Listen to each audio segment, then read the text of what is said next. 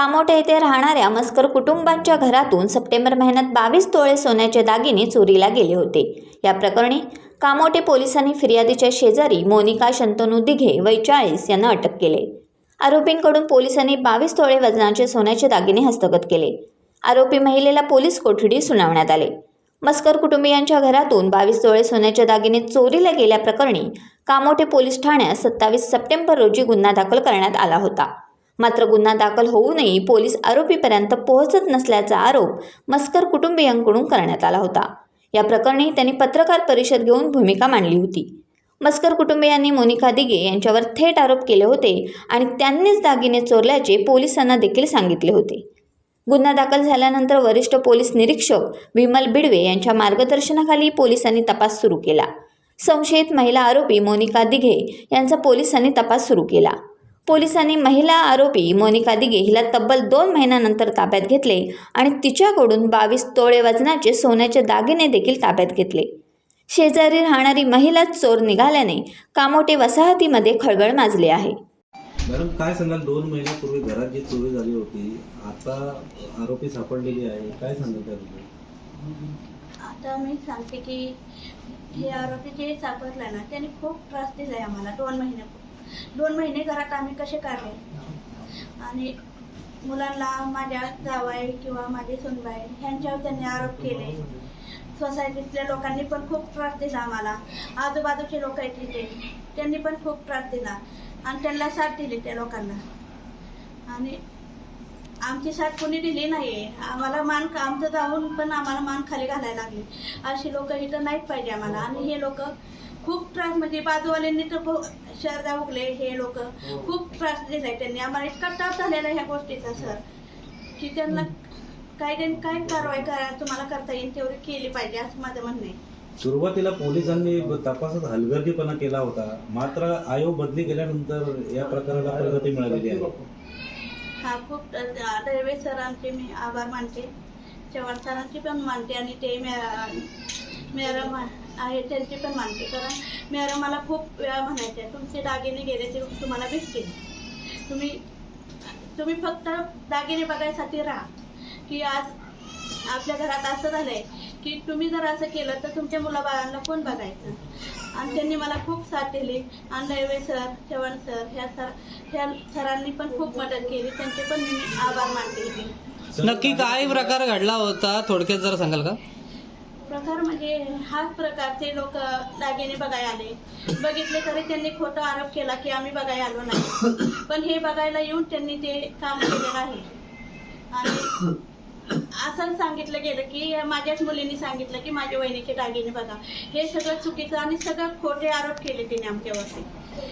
आणि सोसायटीतल्या लोकांनी पण आम्हाला साथ दिली नाही, साथ दिली ती लोटेकर फॅमिली, पाटील फॅमिली ह्यांनी आम्हाला खूप साथ दिली आणि त्यांच्यामुळे आज आमचे दागिने जे गेले काय ते आम्हाला भेटले। किती मिळाले का तुम्हाला?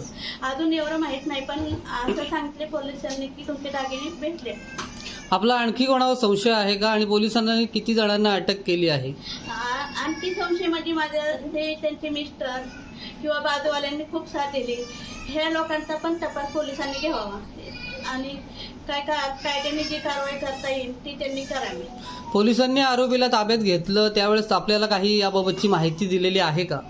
हा, आरोपीला ताब्यात घेतल्यानंतर त्यांनी सांगितलं की आम्ही आरोपी घेऊन गेलो त्यांना आणि असं दागिने तुमचे भेटले आणि ते कोण सोनारे दादामध्ये त्यांच्यामध्ये कशी आम्ही मोडून हे केलंय, एवढीच माहिती दिली आम्हाला। आणि पोलीस स्टेशनला आम्ही गेल्यानंतर समजलं की हा खरंच आपले दागिने गावले आणि खूप आनंद झाला। मुलं बाळ माझे सगळ्यांना आनंद झाला ह्या गोष्टीचा। एक घरोब्याचे संबंध आपले दोन्ही कुटुंबामध्ये होते आणि असं असताना एक आपल्या कुटुंबाचा एक विश्वासघात गेला या अनुषंगाने कसं जनतेला काय आवाहन करा? घरोघर म्हणजे घरातल्या सारखे खूप आम्ही राहत होतो। मुगले फॅमिली, दिघे फॅमिली आणि मस्कर फॅमिली हे 3 फॅमिली आम्ही घरातल्या सारखे राहत होतो, पण त्यांनी आमचा असा विश्वासघात केला की त्यांनी आम्हाला साथही दिली नाही आणि बोलून त्यांनी माझा गळा कापला। हे माझा म्हणजे त्यांनी खूप त्रास दिला मला ह्या गोष्टीचा.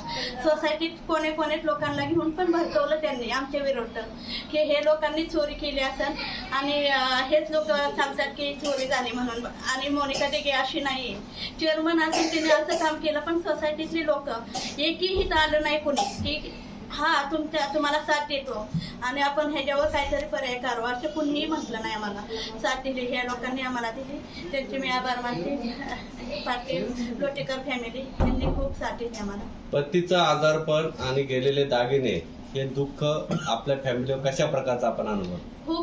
खूप त्रास झाला सर. आज माझी सून आहे, माझी मुलगी जावाई, ह्या लोकांना पण त्यांनी कोणी उभा राहून सगळ्या महिलांना सांगितलं आणि ते महिला खाली बघून जात होते. त्याचा मानसिक त्रास मला खूप झालाय आणि माझ्या घराला पण झालाय सर. आणि हा प्रकार पुन्हा संघ होऊ नये आणि अशी लोक आपल्या सोसायटीत पण नको आहेत, अशीच माझी विनंती आहे. आणि सोसायटीने त्याच्यावर काय ते फैसला करावा. ठीक.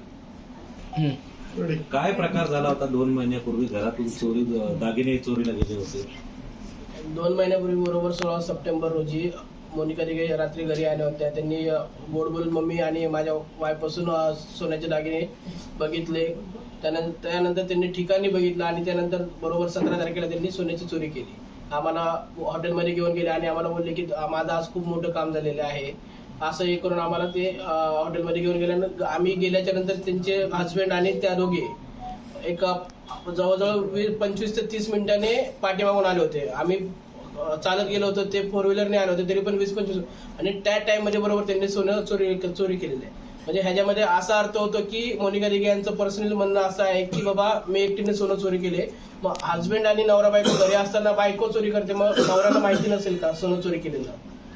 हा पोलिसांना एक नम्र विनंती आहे की ह्याच्यामध्ये आरोपी संघ सह आरोपी पण सामील आहेत, तर त्यांच्यावरही कारवाई करावी.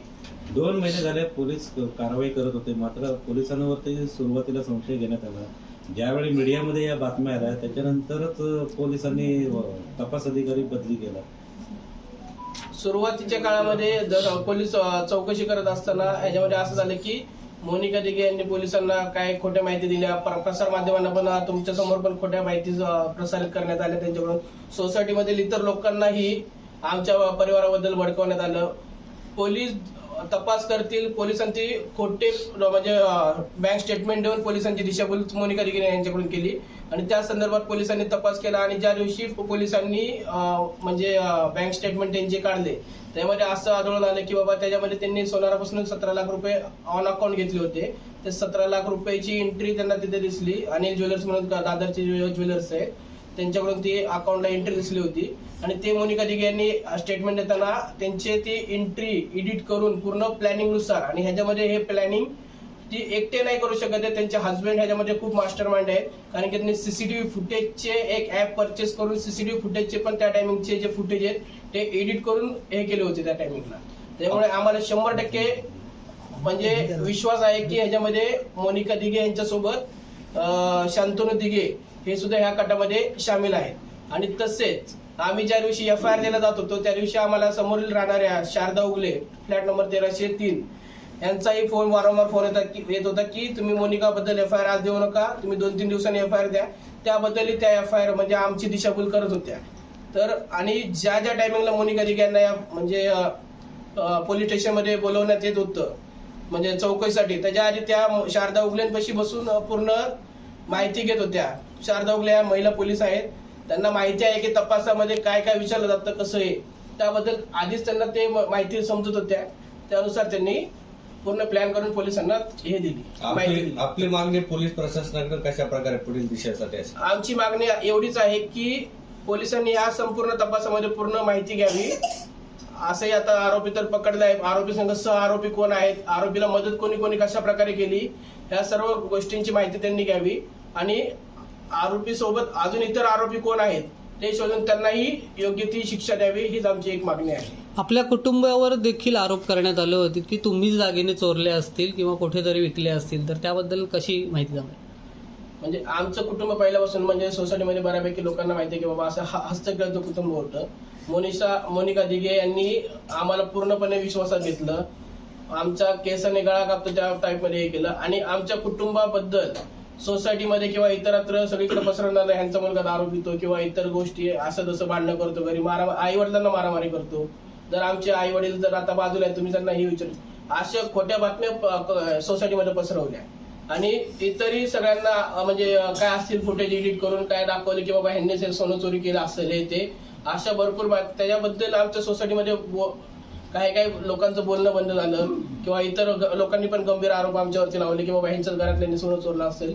पण एक आहे की बाबा न्याय ह्या म्हणजे सत्य परेशान होत आहे लेकिन पराजित नाही होता, ह्याच्यानुसार चोर सापडलाय, सत्याचा विजय झालेला आहे, याबद्दल आम्हाला खूप समाधान आहे. एक घराची चावी दिल्यामुळे हा संपूर्ण प्रकार घडलेला आहे. विश्वास ठेवला शेजाऱ्यांवर, मात्र शेजाऱ्यांनीच गळा कापला. तर नागरिकांना चावी देण्याबाबत म्हणजे आपण ज्यावेळेस बाहेर जातो त्यावेळेस एखाद्या विश्वासाने चावी देतो, तर या संदर्भात नागरिकांना काय आवाहन कराल? मी सर्वांना एकच सांगतो की इथून पुढे तुम्ही कोणापाशी विश्वास आपला घात होईल असे कोणतेही कृत्य तुम्ही पण करू नका किंवा कोणाला घराची चावी देऊ नका की जेणेकरून आपण बाहेर गेल्याच्या नंतर आमच्या घरी जो प्रकार झालेला आहे तो तुमच्या घरी होऊ नये. सुदैवाने आम्हाला आमचं सोनं रिकव्हर झालेलं आहे. इन फ्युचर असं होऊ शकतं की तुम्हाला ते रिकव्हर पण होऊ शकत नाही, कारण की आता चोर आपण अशा प्रकारे बघतच आहेत की एवढं टेक्निकल हे असताना सुद्धा टेक्निकली दृष्ट्या काही एडिटिंग करून किंवा काही करून तपासाची दिशाभूल करत आहेत. त्यामुळं चावी तुम्ही इतर कोणापाशी ठेवू नका, तुमची चावी तुमच्यापाशी ठेवा, तुमच्या घरातल्या इतरांपाशी ठेवा, एवढंच मी सांगू इच्छितो. सगळे दागिने तुम्हाला मिळालेत का परत? आता याच्यामध्ये त्यांनी आम्हाला सांगितलेलं आहे की रिकव्हरी झालेली आहे, पण रिकव्हरी किती झालेली आहे ह्याची अजून अद्यापर्यंत डिटेल नाही दिलेली आहे, पण ते म्हणले की रिकव्हरी झालेली आहे बऱ्यापैकी सगळी. किती दागिने गेले आतापर्यंत आमचे 22.5 तोळ जवळजवळ सोनं चोरीला गेलं होतं. त्यातलं 17 लाख रुपयाची ऑन अकाउंट एंट्री दिसते, म्हणजे 17 तोळ्याच्या आसपास ते 16-17 तोळ्याच्या आसपास तर रिकव्हर. बाकी दागिन्यांचा अजून ते काय तपास करतात असं काहीतरी चालू आहे. पोलिसांच्या तपासाबद्दल आपण हे आहात का, समाधानी आहात का? सध्या पोलिसांच्या तपासाबद्दल आम्ही समाधानी आहे. मी विशेष आता ह्याच्यामध्ये आभार व्यक्त करतो आपले मिलिंद बांबरे साहेब असतील पोलीस सीपी किंवा आपले मोहिते सर असतील डीसीपी, कदम साहेब असतील एसीपी कदम साहेब असतील, विशेषतः कामोठे पोलीस स्टेशनच्या पोलीस निरीक्षक विमल बिडवे मॅडम असतील किंवा डिटेक्शन टीमचे एपीआय आपले दळवी साहेब असतील, चव्हाण साहेब असतील, त्यांच्या सर्वांचे आणि त्यांच्या संपूर्ण टीमचे मी आभार मानतो या ठिकाणी. तसेच आम्हाला सोसायटीमधील राजकुमार पाटील किंवा त्यांची फॅमिली आहे, आमचे मित्र विजय लोटेकर त्यांची संपूर्ण फॅमिली आहे, यांनी आम्हाला म्हणजे आमच्या विरोधात सगळे असताना त्यांनी एक ठाम विश्वास आमच्याबद्दल दाखवला की बाबा नाही आपण ह्याबद्दल पूर्ण हे करू. त्याबद्दल मी त्यांचं खरंच खूप मनापासून आभार मानतो. तसेच पत्रकार यांनी आमचा आधी ही मागणी आमचे जे होते ते प्रसार माध्यमात पसरवली, त्याबद्दल तुमचे मनापासून आभार.